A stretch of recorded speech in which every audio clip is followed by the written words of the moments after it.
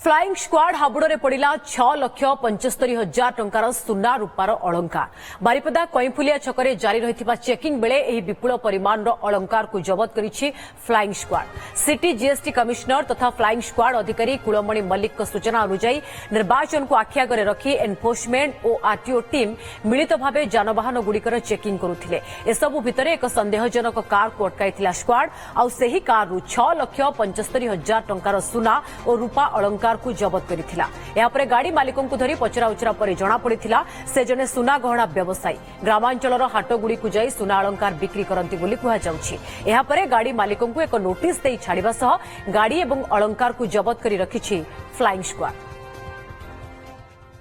तो कल आम फ्लाइंग स्क्वाड और आरटीओ टीम प्लस आम जीएसटी एनफोर्समेंट टीम मिलित भाव में कईफुलिया पाखे आमर जांच प्रक्रिया चलता बेले ये जो गाड़ीटा धरा पड़ा जना पड़ा ये जड़े बारिपदार जन लोक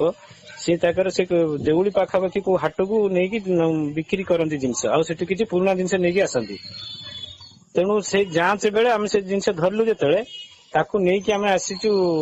आणिकी ओजन कलु समस्त सामने फ्लाइंग स्क्वाड आरटीओ स्टाफ थे आम स्टाफ मिसिकी ओजन कर जार भैल्यू 6 लाख समथिंग अच्छी